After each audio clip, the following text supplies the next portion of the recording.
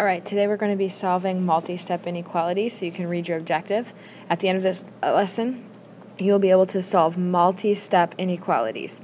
So we're going to look at the first one, which is question number 1 on your homework sheet in your study packet. So the first thing that I notice is I have a variable, a constant, a variable, and a constant. And just like equations, I'm going to draw my line through my inequality symbol. And I notice first off that I have a variable or two variables on the same side, so I'm actually going to go ahead and just combine those together. So if I have an n and a negative 4n and I combine them together, I'm going to get negative 3n. I'm going to keep the minus 5 and just bring it down. Keep my inequality symbol because I'm not changing or doing anything crazy. And then keep this constant on the other side, negative 17. Now, I'm trying to get my variable by itself. So I'm going to go ahead and label this left-hand side. This is my variable side. And then I want my constant city to be on the other side. So I want to get rid of this constant of minus 5, and the way that I do that is I'm going to add 5 on both sides. So the negative 3n comes straight down, negative 3n. Keep my inequality because I didn't multiply or divide by a negative. And negative 17 plus 5 is negative 12. Now, to get the n by itself, I see that I have to get rid of that negative 3. So to get rid of the negative 3 attached, I'm going to divide by negative 3, and that means I have to do the same thing on the other side. These 3's cancel out or become 1. Did I multiply or divide by a negative number? Yeah, I'm divided by negative 3, so I actually do have to flip my inequality here. And negative 12 divided by negative 3 is positive 4. So this is your solution.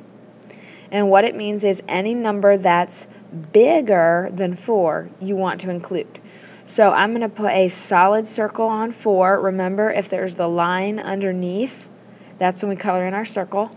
And the numbers that are bigger are the numbers to the right. So I'm just going to kind of shade that part of the arrow.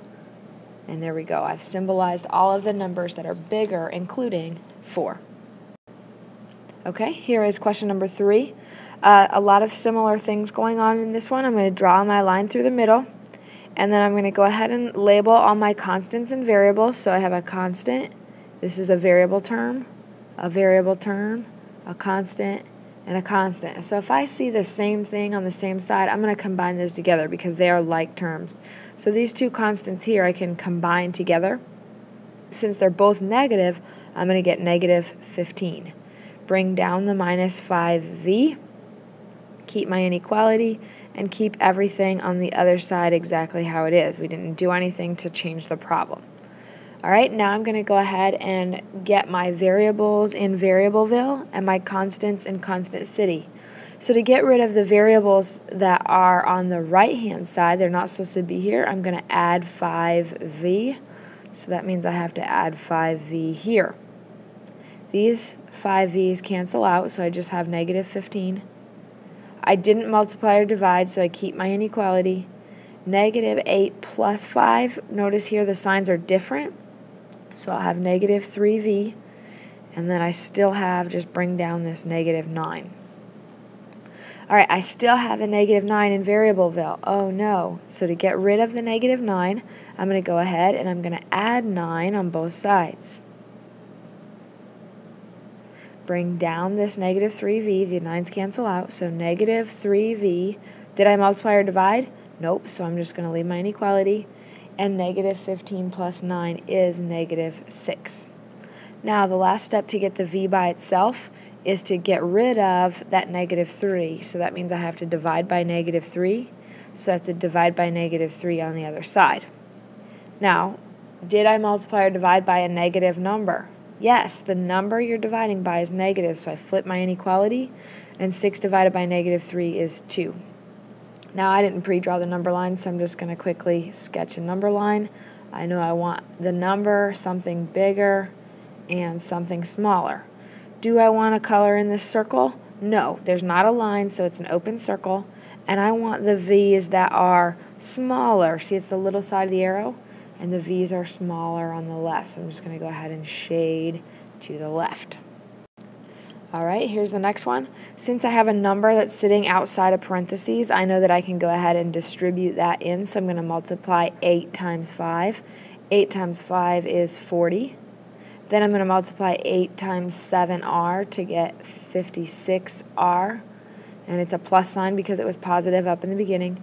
I'm not changing anything, so I'm just going to bring the rest of my inequality down. I just kind of simplified one side.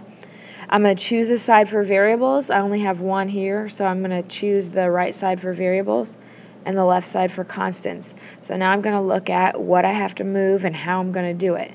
So draw my line. I only want variables here, so I have to get rid of 40. So I'm going to subtract 40 on both sides. Since these are both negative, I'm just going to basically add them together. So this is negative 448 is less than or equal to 56r. Now to get r by itself, I'm going to get rid of the 56 by dividing. So divide by 56. And negative 448 divided by 56 is negative 8. The number that I divided by was positive, so my inequality stays how it is. And when I divide, these cancel out, and I just have r left over. Now I can go ahead and graph them. I'm going to put a negative 8. I'm going to pick something that's bigger and something that's smaller.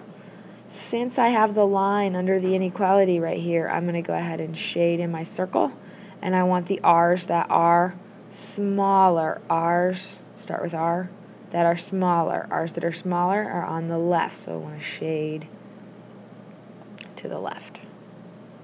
Alright, this is the last one that I'm going to do, so I'm going to do what I've been doing, and I'm going to, some of you, it might actually help if you start by drawing your line.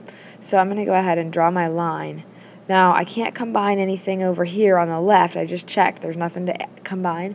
And over here, I'm going to do the distributive property because I have that 2 outside of parentheses. So negative 2 times 6n is negative 12n. And then negative 2 times negative 4 is plus 8. Keep my inequality and keep everything the same on the left-hand side. So now I'm going to look and try to get my variables on one side and my constants on the other. Now some of you will like to always put your variables on the left because then you don't have to worry about having basically backwards written answers. So you can go ahead and just always choose the left side for your variable. That means I want to move these 12n's, so I'm going to add 12n here. When I do, I'll have negative 40 plus 6n is less than 8. Now I want to get rid of this constant of negative 40, so the way I'm going to do that is I'm going to add 40. So add 40 to both sides. So now I have 6n is less than 48.